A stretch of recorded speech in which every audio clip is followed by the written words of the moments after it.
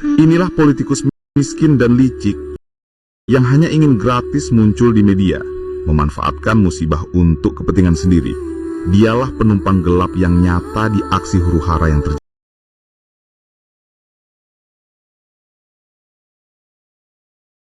Pilpres, kecuali mondar-mandir nggak jelas sambil menunggu hal-hal viral yang mungkin bisa ditumpangi. Muka badak, mulut sabun, dan tak tahu diri. Itulah dia.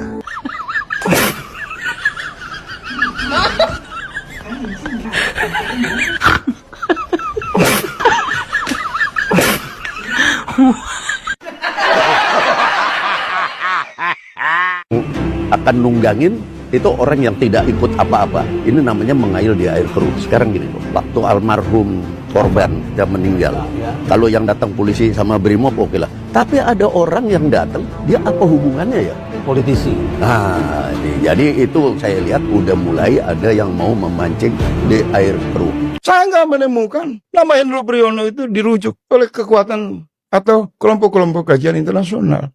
Bahkan di kalangan Houthi misalnya di Yaman, nama ini nggak ada, dibuang di tempat sampah. Siapa Hendro Priyono?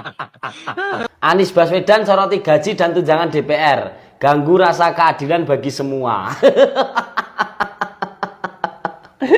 Emang unta satu ini nggak pernah ngaca kalau ngomong. Dia selalu mengatakan lihat rekam jejak, tapi dia lupa rekam jejaknya sendiri. Nih rekam jejaknya. Anies naikkan tunjangan perumahan pimpinan DPRD DKI jadi 78,8 juta. Masa lupa nih sama kejadian 3 tahun yang lalu.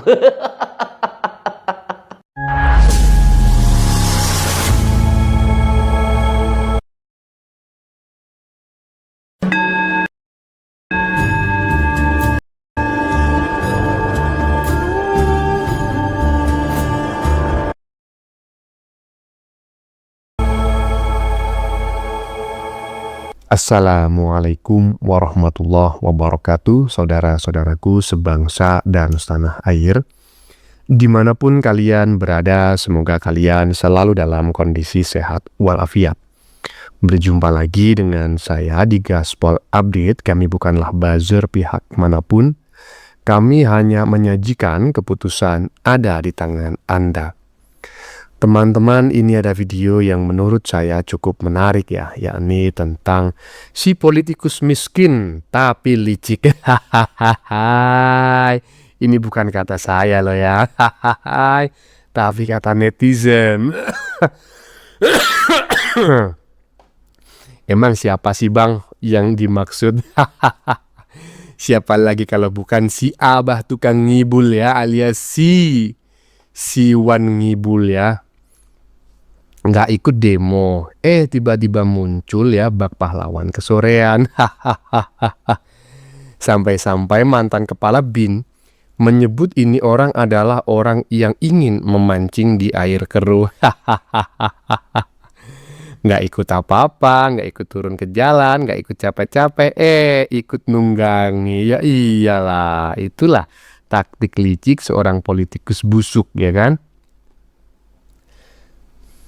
Nah, dia malah sok-sokan ya mengeluarkan pernyataan terkait kenaikan tunjangan DPR. Lah, dia saja saat menjadi gubernur juga menaikkan gaji DPR loh. Koplak. Mau cari muka kepada siapa kau itu, bah? Mau cari muka? Emang selama ini muka kau kemana? Hilang. Sampai-sampai harus dicari ya. Nah, bagaimanakah videonya dan bagaimanakah respon netizen? Mari kita tonton bersama. Kemudian mari kita komentari bersama di bagian akhir video. Ini dia. Akan nunggangin itu orang yang tidak ikut apa-apa. Ini namanya mengail di air keruh. Sekarang gini loh, waktu almarhum korban dia meninggal, kalau yang datang polisi sama Brimob oke lah. Tapi ada orang yang datang, dia apa hubungannya ya? Politisi. Jadi itu saya lihat udah mulai ada yang mau memancing di air keruh. Itu Pak Hendro lihat. Jadi kan kita lihat di TV lu, saya lihat ini apa hubungannya ya orang ini? Kok datang? Wah, padahal yang mestinya datang minta maaf kan udah kayak polisi atau presiden minta maaf itu memang harus untan penuhi itu secara moral yes. Tapi kalau datang orang keluar mau apa hubungannya? Nah ini kan ada gejala memancing di air keruh dan itu selalu terjadi di setiap revolusi.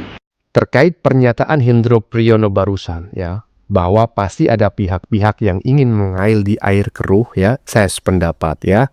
Karena biasanya ya kadang-kadang saya tidak sependapat juga dengan pernyataan-pernyataan Hendro Priyono, tetapi untuk kali ini saya sependapat ya, sangat sependapat, setuju, bahkan sangat setuju ya. Jadi ada pihak-pihak yang nggak ada hubungannya gitu loh, nggak ada urusannya, tapi dia tiba-tiba aja gitu loh ikut datang, menyampaikan seolah-olah ikut berbela-sungkawa, hadir, bahkan menemui masa. Ferguson emang kau siapa? Nggak ikut capek-capek, tiba-tiba ya kan ikut nunggangin. Lanjut. Saya nggak menemukan nama Hendro Priyono itu dirujuk oleh kekuatan atau kelompok-kelompok kajian internasional. Bahkan di kalangan Houthi misalnya di Yaman, nama ini nggak ada dibuang di tempat sampah. Siapa Hendro Priyono? Begitu disindir oleh Hendro Priyono, ya kan, anak abah yang paling kocak satu ini nggak terima, katanya Hendro Priyono itu dibuang di tempat sampah. Kok intelijen Houthi Yaman jadi rujukan sih? Emang Yaman itu negara apa? Coba, aduh, kok bisa dijadikan rujukan? Beda kalau Yaman itu negara yang paling kaya, yang paling sukses. Bolehlah bukan negara kaya, tetapi dia sukses di bidang tertentu, ya kan? Di bidang intelijen ibaratnya. Bolehlah dijadikan rujukan gitu loh. Aduh, emang orang-orang ini ya, kelasnya Mr. Bean ya kan, cuma pelawak semua ya. Semakin jelas kekerabatannya dengan Houthi Yaman. Lanjut. Inilah politikus miskin dan licik yang hanya ingin gratis muncul di media, memanfaatkan musibah untuk kepentingan sendiri. Dialah penumpang gelap yang nyata di aksi huru-hara yang terjadi. Tidak ada yang bisa dia lakukan setelah kalah pilpres, kecuali mondar-mandir nggak jelas sambil menunggu hal-hal viral yang mungkin bisa ditumpangi. Muka badak, mulut sabun, dan tak tahu diri. Itulah dia, bapak asuh untuk suburnya kebencian dan perpecahan anak bangsa. Di matanya, setiap sudut ritual agama adalah komoditi. Bengis, kejam, culas dan manipulatif. Entah rencana jahat apalagi yang akan dijalankan.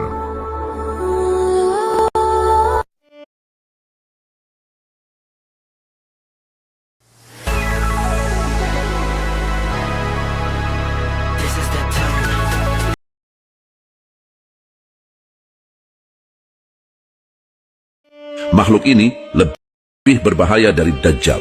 Memang makhluk yang menimbulkan bencana besar di tengah umat manusia adalah Dajjal. Namun, ada satu makhluk yang bencananya lebih berbahaya dari Dajjal. Bahkan, Rasulullah sangat mengkhawatirkan makhluk ini. Rasulullah bersabda, ada yang paling aku khawatirkan dari kalian ketimbang Dajjal. Beliau kemudian ditanya, apa itu wahai Rasulullah? Beliau menjawab, ulama su. Ulama su artinya orang yang berilmu tapi menyalahgunakan ilmunya. Berilmu tapi hanya untuk mengejar kenikmatan dunia. Berilmu tapi perbuatannya seperti orang. Ya, gimana menurut teman-teman hasil karya netizen barusan ya, 2 video menjadi satu ya kan?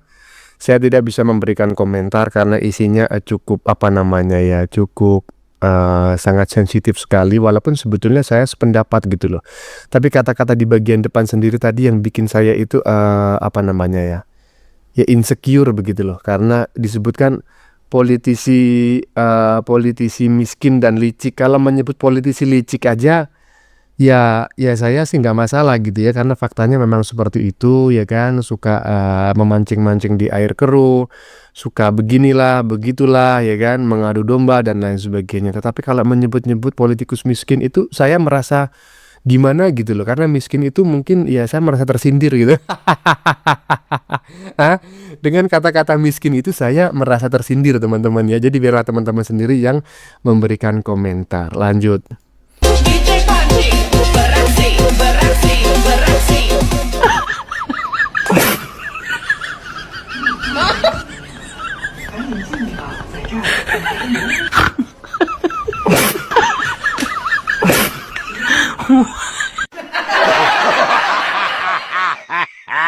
Hei Anis, jangan sok jadi pahlawan kesiangan.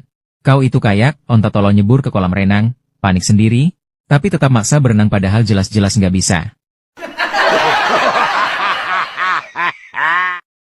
Di politik, kau itu bukan pemain, cuma figuran basi. Kayak sampah plastik di gurun pasir, nggak ada yang butuh, nggak ada yang peduli, tapi tetap nyangkut di mata bikin kotor pemandangan. Kau pikir rakyat masih percaya? Rakyat sekarang kalau lihat mukamu, kau sekarang cuma ibarat sampah politik, sudah tidak punya nilai jual. Dijual kiloan pun sudah nggak laku. Jadi berhentilah akting jadi pahlawan. Kau itu sudah tamat, bahkan untuk jadi penumpang gelap demo aja, kau cuma setara, kutu di pantat onta, ganggu doang, nggak ada gunanya.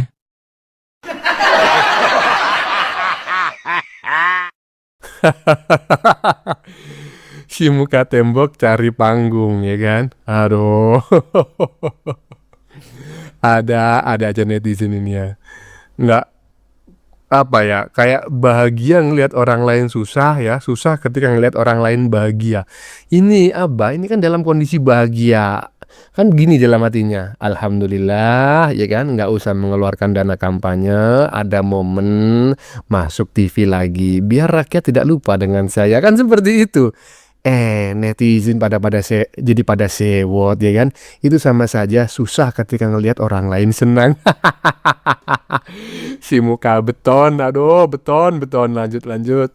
Menurut gue, Bapak Anies itu sudah memenuhi semua Tuh kan, gue bilang juga apa. Kemarin Sahroni, sekarang Napa Aurba. Dan hasilnya masih sama, ternyata dua-duanya anak abah. Cuci muka. Biar kalian sadar, pikiran kalian terang. Orang kayak gitu masih kalian belain. Ya Allah, astagfirullahaladzim.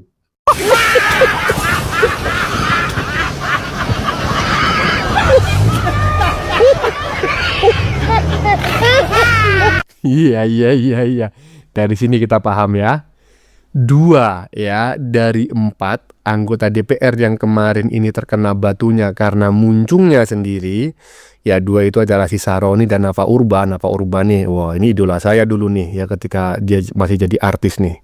Karena mukanya kan ya ketahuan lah, muka Indo gitu kan. Blasteran karena bapaknya memang orang Belanda ya. Tapi yang jelas ya dalam video ini, dalam konten ini saya ingin menyampaikan seperti halnya juga yang disampaikan oleh netizen barusan. 2 anggota DPR ini ya kan ternyata anak abah. Dan emak-emak demo kemarin yang pakai kerudung pink yang paling militan ternyata juga anak abah. Ada aja. Saya semakin curiga jangan-jangan provokator ya kan yang membakar halte, membakar fiber optik ya kan, kemudian yang membakar ini itu, jangan-jangan dari kubu yang sama yang sengaja disusupkan, jangan-jangan loh ya, saya nggak menuduh loh ya. Lanjut.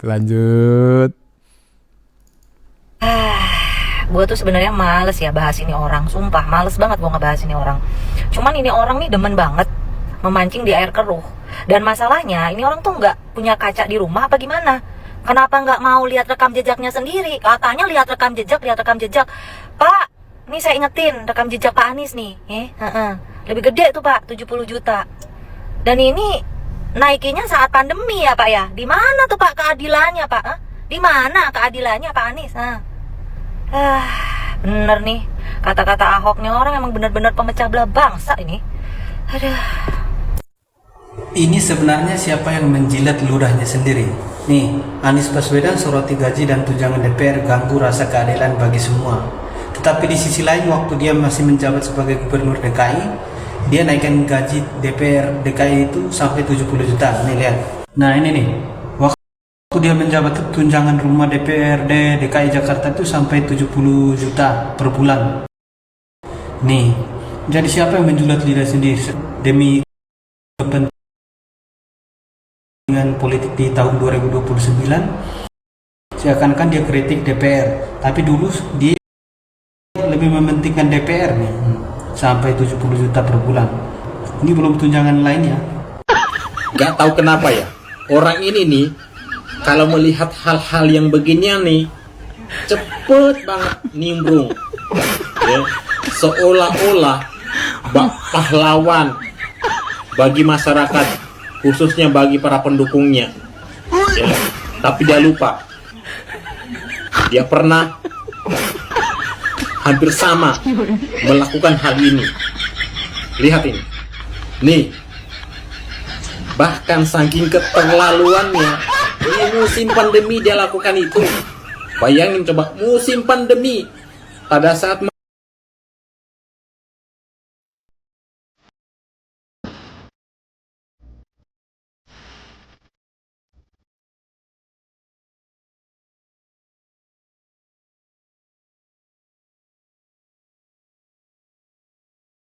masyarakat masih perekonomiannya carut marut, malah dia lakukan ini nih ya. Jadi orang ini ya menyoroti sesuatu, kebijakan sesuatu, tapi dia lupa ya akan jejak-jejaknya dia. Aduh ampun, ampun. Al-Abah Al-Megdi Al-Julidi soroti gaji dan tunjangan DPR, ganggu rasa keadilan bagi semua. The King of Julid dan The King of Nimbrung kita udah comeback guys. Udah lama nggak terdengar di mana dia berada, kabarnya udah nggak ada lagi. Pas kejadian kemarin muncul lagi. Kali ini dia kembali dengan julitan khasnya, menyoroti. Kalau nggak menyoroti, mengomentari. Emang cocoknya jadi komentator aja nih. Kalau bisa sih jadi host pagi-pagi ambiar aja. Rasa keadilan bagi semua terganggu katanya. Al-Abah Al-Megdi, nih lihat nih rekam jejak lu. Teng jering teneng. Anak Abah, ayo coba lihat ini apa anak Abah. Abah Al-Megdi juga coba dilihat ini apa ini. Kita baca dulu. Anis naikkan, bukan Anis, Al-Abah Al-Megdi Al-Surgawi Al-Julidi naikkan tunjangan perumahan pimpinan DPRD. Tunjangan perumahan pimpinan DPRD DKI jadi 78,8 juta. Wadah. Ini si Abah Megdi ini amnesia atau gimana sih? Nggak punya kaca kah di rumah? Ini apa Abah? Abah ini apa Abah? Apaan ini Abah? Jelasin Abah. Abah? Oh Abah. Abah Al-Megdi? Oh Abah Al-Megdi. Gue bingung sama si Abah ini. Giliran sekarang udah nggak jadi apa-apa, banyak sekali komentarnya. Seharusnya begini, seandainya begini. Kasihan rakyat, kasihan ini. Ini apaan? Apaan Abah? Ini tahun berapa ini? 2022 Januari. Nah ini kayaknya pas masih COVID ya. Waduh, parah banget Abah. Abah menaikkan tunjangan perumahan pimpinan DPRD saat COVID. Aduh, ini parah sih. Aduh Abah. Anies Baswedan soroti gaji dan tunjangan DPR, ganggu rasa keadilan bagi semua. Emang onta satu ini nggak pernah ngaca kalau ngomong. Dia selalu mengatakan lihat rekam jejak, tapi dia lupa rekam jejaknya sendiri. Nih rekam jejaknya. Anies naikkan tunjangan perumahan pimpinan DPRD DKI jadi 78,8 juta. Masa lupa nih sama kejadian 3 tahun yang lalu.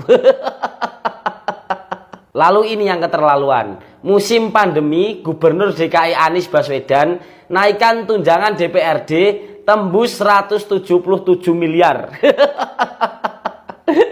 Lupa lagi nih sama kejadian yang ini. Emang onta itu sering lupa ya nih. Ya. 5 video barusan ya. Karena banyak sekali netizen yang mulai mengomentari si Wan Nibul ini ya. pernyataannya yang seolah-olah menyoroti kenaikan gaji atau tunjangan anggota DPR gitu. Hai, saya sependapat dengan yang disampaikan oleh siapa namanya? Hendro Priyono gitu loh. Ini mah orang yang namanya mencuri panggung. Ngapain ya kan ngurusin kenaikan tunjangan DPR gitu loh. Lu sendiri pada saat menjabat sebagai gubernur, lu juga menaikkan ya kan gaji DPR gitu loh. Astagfirullah. Mau cari muka, mau jadi pahlawan kesorean. Ada aja.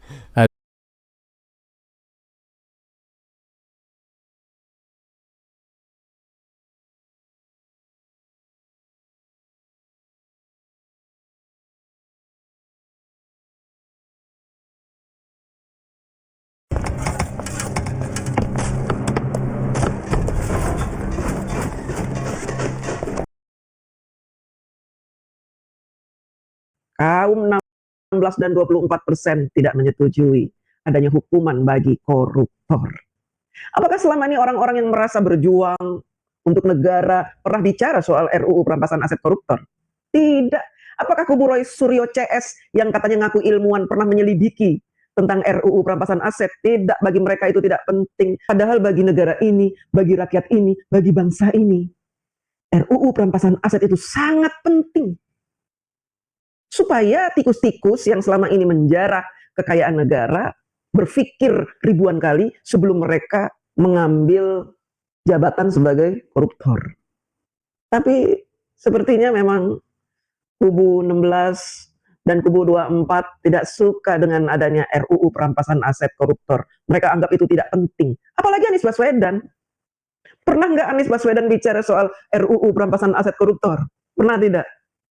Harusnya rakyat Indonesia bisa melek, khususnya pendukung Anies Baswedan, bisa melihat siapa orang yang kalian dukung itu. Apakah dia peduli dengan RUU perampasan aset koruptor? Artinya apa? Dia pun ngeri jadi miskin kalau sampai dijadikan sebagai tersangka koruptor karena kasus-kasus yang pernah dia alami ketika menjadi gubernur. Ada kelebihan anggaran, kelebihan bayar, pembelian-pembelian ATK yang luar biasa. Bayangkan, beli tip-ek sampai miliaran. Buat apa? Mau nip-ek matanya itu supaya tertutup. Supaya tidak bisa melihat fakta. Buat apa beli pasir sampai 52 miliar? Barangnya pun nggak kelihatan. Pasir 52 miliar itu sangat banyak. Coba bayangkan 52 miliar pasir, sudah jadi gunung. Mana? Pasir buat apa? Membeli penghapus pensil padahal sudah tidak dipakai lagi pensil di era digital ini. Buat apa penghapus sampai miliaran? Pulpen sampai 15 miliar. Buat apa? Mana sampah pulpen itu? Apa dibawa pulang oleh anak buahnya? Semua ke rumah. Dia buka toko semua anak buahnya. Kenapa ini tidak ada yang pernah membicarakan kasus-kasus seperti ini? Sudah disebutkan oleh Ima, ini jadi yang data yang sudah diolah ya? Ya, data sudah diolah. Oke, apa saja kejanggalan data ini? Pasir sekitar 52 miliar. Ini pengadaan untuk anak sekolah SD. Jadi saya juga nggak tahu fungsinya untuk apa. Terus di sini juga ada thinner sekitar 40 miliar dan helm proyek ada 34 miliar. Helm proyek? Helm proyek. Sebentar, jadi ini anggaran Dinas Pendidikan untuk peragaan? Untuk alat peraga. Untuk alat peraga? Sekolah. Alat peraga sekolah, helm proyek? Iya. 34 miliar? 34 miliar. Oke. Dan tadi Anda katakan ini di-upload setelah, ini dibahas? Setelah pembahasan. Jadi setelah Pak Anies marah-marah, habis itu Komisi E diskusi sama SKPD, kan paparan. Setelah paparan, kita minta sampai dengan komponen, kita dapat masih banyaknya masuk-masuk anggaran-anggaran yang masuk. Oke. Perjanjian itu ada? Ya, saya kebetulan ikut drafting lah perjanjian itu. Ya, saya lihat tangan-tangannya ada di situ. Yang buat juga itu lawyer-nya Pak Sandi, namanya Pak Rifik ya. dulu komisaris utama dari Pasar Jaya. Waktu putaran pertama ya logistik juga susah. Yang punya logistik kan Sandi. Sandi kan banyak saham, likuiditas bagus. Ya ada perjanjian satu lagi yang ada di Pak Rikrik itu. Apa Pak? Intinya apa? Isinya apa? Ya intinya kalau tidak salah itu perjanjian utang piutang barangkali ya. Siapa berutang, siapa yang diutangi? Ya pasti yang punya duit memberikan utang kepada yang tidak punya duit. Jadi Pak Sandi mengutangi Pak Anies? Kira-kira begitu, memberikan pinjaman kepada Pak Anies ya kan. Anda mengatakan bahwa di Tokopedia hanya Rp30.000. Kenapa di sana harganya berapa miliar? Kemana uangnya? Siapa yang korupsi? Seru juga ya. Wah, luar biasa. Ini sama seperti gini nih. Ini harganya berapa ya? Ya, kan gini. Kalau gitu. Betul. Kalau bicara harga itu bisa ukuran. Jadi air yang ukurannya gelas sama air ukuran 1 galon, ya harganya beda lah. Tau nggak yang diramein di situ tuh? Itu air bonnya ukuran berapa? 10 kilo. Tapi gua sekilo per kilo itu. 10 kilo per anak 10 kilo. Jadi dia bilang ini memang malu-maluin. Tapi bro, 10 kilo satu anak suruh ngapain ngeleh? Itu dia. Kita ada di mana? Kita pasti sedang mimpi.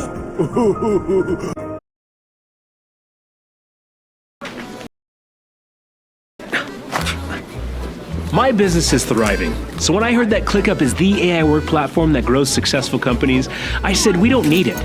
We've got everything under control. Who needs a single work platform for everyone?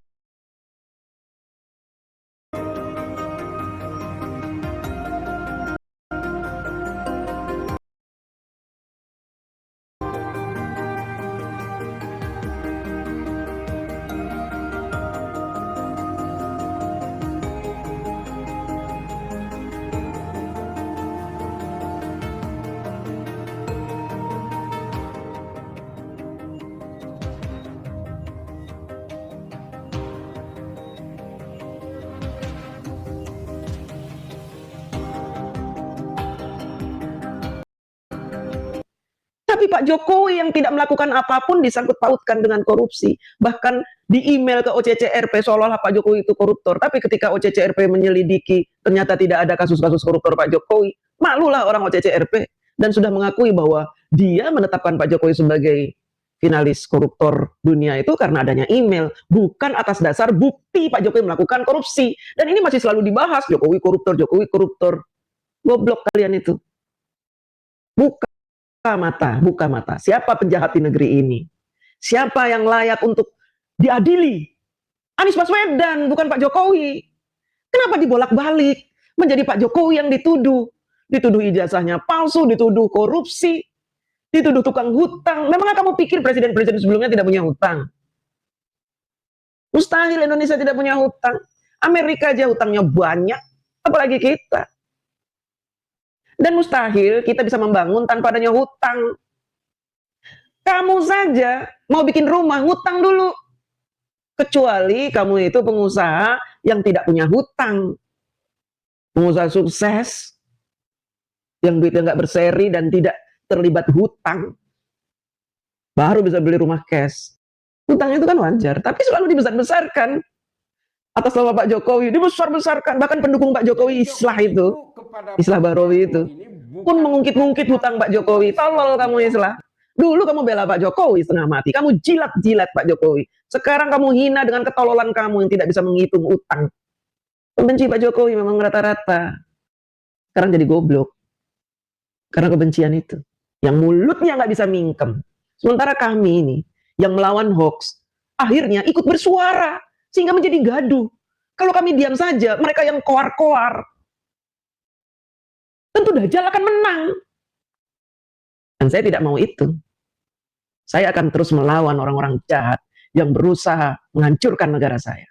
Kalian pendukung 16 dan 24%, kok nggak malu? Kok nggak ikhlas kalah? Justru kalian ini membalikkan fakta seolah-olah kami yang menginginkan makar. Seolah-olah pendukung Pak Jokowi yang menginginkan makar. Seolah-olah Pak Jokowi yang menyebabkan chaos. Nggak malu kalian menuduh itu.